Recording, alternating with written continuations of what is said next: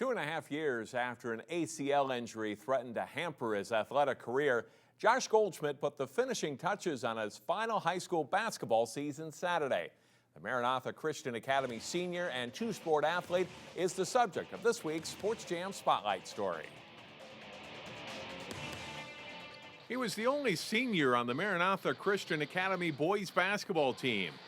That alone made Josh Goldschmidt a natural leader for the Mustangs this season.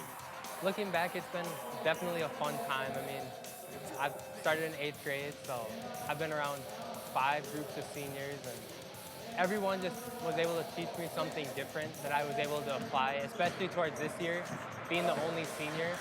It was definitely a task for me to be a leader. Leadership is, it's so important, particularly with young teams. I mean, we've got a number of younger players on this squad, and Josh has that ability to lead these guys verbally on the court, but also it's just his presence. He has that calm poise during game situations. Jeremiah Hansen was far and away the Mustangs' leading scorer, averaging over 24 points a game. Goldschmidt, like the other Maranatha starters, played his part, contributing an average of 10 points and 6 rebounds a game. And it's a better brand of basketball than some outsiders might think.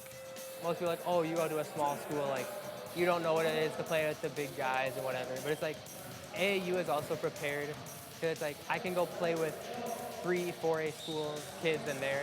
AAU is definitely different than high school. I mean, it's a lot more physical, less fouls are called. I mean, you're playing against some of the best players in the state and potentially the country, depending on what tournaments you go to. So it's definitely prepared me. While Maranatha does offer a few sports, football is not one of them.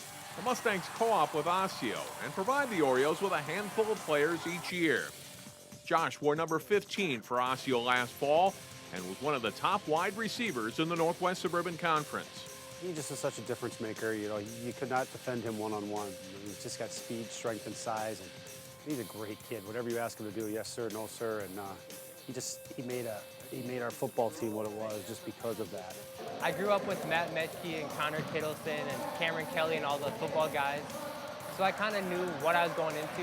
And towards the end of the year, in the middle of the season, we just threw it so much, and I really felt that was an effective way for us, and definitely a fun way being a receiver. I think it makes him a better athlete because you're experiencing pressure and challenges in another sport beyond basketball.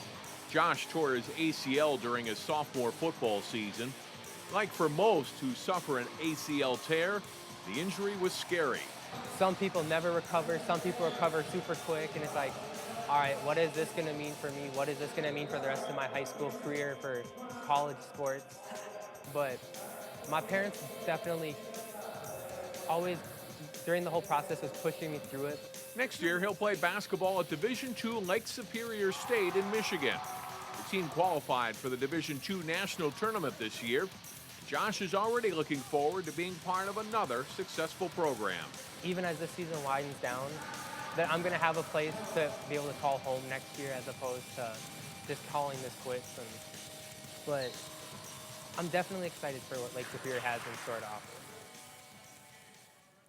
As we told you earlier in the show, Josh finished his career in style. He scored 45 points to lead the Mustangs to a 103-87 win in the Class A third-place game.